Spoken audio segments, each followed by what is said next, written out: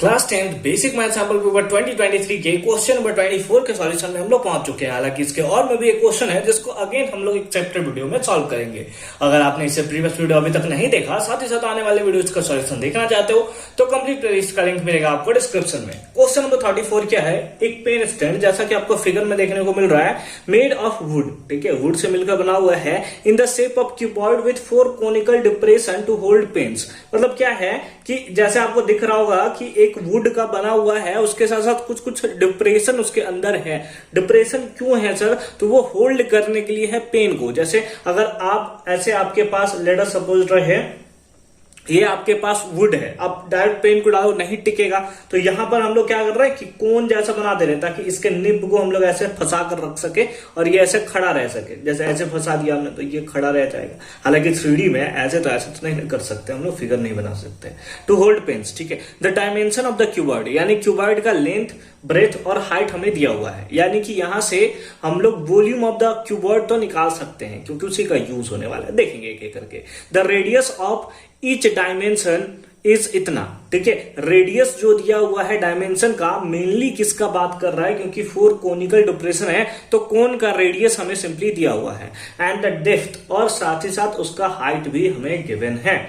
तो find the volume of the would in the entire stand. तो entire stand में कैसे होगा? सबसे पहले क्या होगा, ये हमारे क्यूबॉइड के शेप का है जिसमें लेंथ, ब्रेथ और हाइट दिया हुआ है, तो इसका वॉल्यूम हम निकालेंगे। और उसके साथ साथ यहाँ पे क्योंकि होल करके बाहर निकाला गया है, कुछ कोन के शेप का है ना, तो इसके बाद क्योंकि इसे निकाला गया है तो यहाँ पे माइनस करना पड़ेगा हमें, किसका? वॉल्यूम ऑफ द कोन को। समझ रहे हो बात को? बस यही हमें काम करना है। आप गिवन में लिख लोगे कि लेंथ, ब्रेथ और हाइट क्यूबॉइड का इतना है, रेडियस इतना है और उसके साथ साथ हाइट इतना है। हम जो है सिंपली फॉर्मेशन करेंगे इसका और एक ही बार में सॉल्यूशन करेंगे। तो हम लोग यहाँ पे करेंगे कि required volume of would, required volume of would, है ना, वुड का रिक्वायर्ड वॉल्यूम कितना होगा? तो ये इक्वल होगा, that is volume of cuboid minus volume of each cone, volume of each cone, ठीक है। या वॉल्यूम ऑफ ईच कोन नहीं, वॉल्यूम ऑफ 4 कोन्स लिख सकते हैं क्योंकि 4 टाइप का डिप्रेशन आपको देखने को मिल रहा होगा, ठीक है। चलिए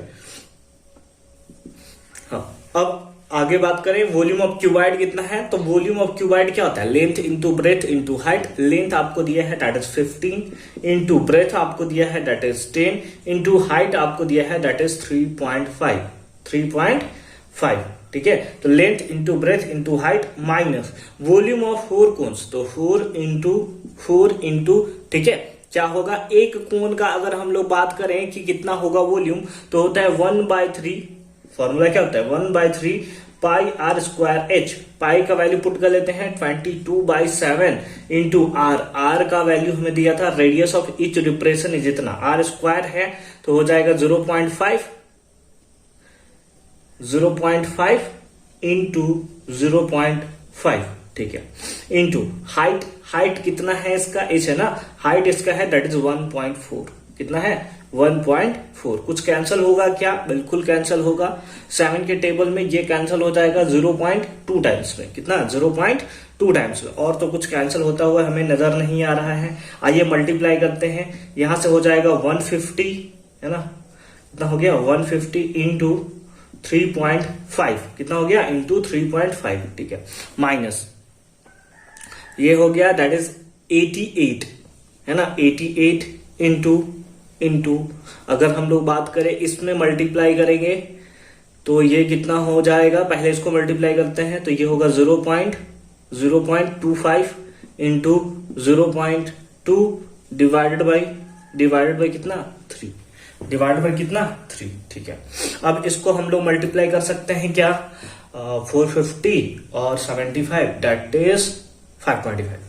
तो ये कितना हो गया? 525 माइनस, अगर इसका आप कैलकुलेशन करोगे तो ये तो सबसे पहले कितना हो जाएगा?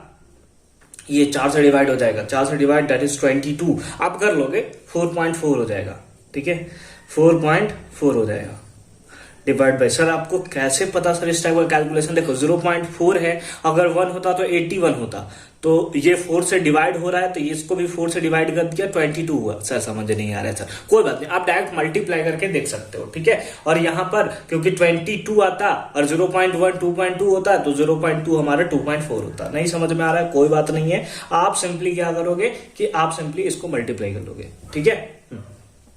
आ जाओ 1 और 3 का एलसीएम दैट इज 3, तो ये 3 से मल्टीप्लाई हो जाएगा, 5 3 15 कैरी 1 7 5 3 15 माइनस 4.4, कितना माइनस 4.4, और दैट इज यहां से हमारे पास आंसर आ जाएगा।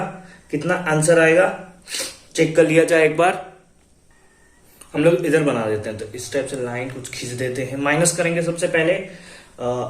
यहां पे क्या हो जाएगा 0 में से 5 गया दैट इज 6 माइनस 4 में से 4 गया दैट इज 0, फिर यहाँ पे आ गया 7, यहाँ पे आ गया 5, यहाँ पे आ गया 1 डिवाइडेड बाई 3, इतना सेंटीमीटर क्यूब, इतना सेंटीमीटर क्यूब। अगर आप आंसर लिखना चाहो आप लिख सकते हो, अगर इसको पॉइंट में लिखना चाहते हो तो 5 3 15 5 2 103.16 दैट इज 523.5 सेंटीमीटर क्यूब। ये हो गया आपका आंसर। आप जिस फॉर्म में लिखना चाहते हो, जिस फॉर्मेट में लिखना चाहते हो, आप उस फॉर्मेट में लिख सकते हो। यहाँ पे हमने सिंपली क्या किया है, हमें वॉल्यूम ऑफ द वुड चाहिए था, है ना, find the volume of the would in the entire stand. तो हमने क्योंकि वो क्यूबॉइड शेप का था, क्यूबॉइड का सबसे पहले वॉल्यूम निकाल दिया, उसमें से हमने वॉल्यूम ऑफ किसका, वॉल्यूम ऑफ कोन्स, है ना, या 4 into volume of each cones, ऐसे भी आप लिख सकते हो। लिखने का तरीका बहुत सारा हो सकता है, उसमें आपको दिक्कत नहीं है, क्योंकि 4 टाइप का कोन यहाँ पे बना हुआ था, जिसमें पेन को ऐसे क्या होता कि रखा जाता, तो उसको हमने माइनस कर दिया है सिंपली, और वैल्यू हमारे पास इतना आ गया। आई होप कि ये कॉन्सेप्ट आपको अच्छे तरीके से समझ में आया होगा। हालांकि ये क्वेश्चन जो है वो एनसीईआरटी का क्वेश्चन है, अगर आप एनसीईआरटी में देखोगे तो आपको एकदम प्रॉपर फॉर्म में समझ में आएगा। मिलता है आपसे अगले वीडियो में इसके और के सॉल्यूशन के साथ। कंप्लीट इसका लिंक मिलेगा आपको डिस्क्रिप्शन में।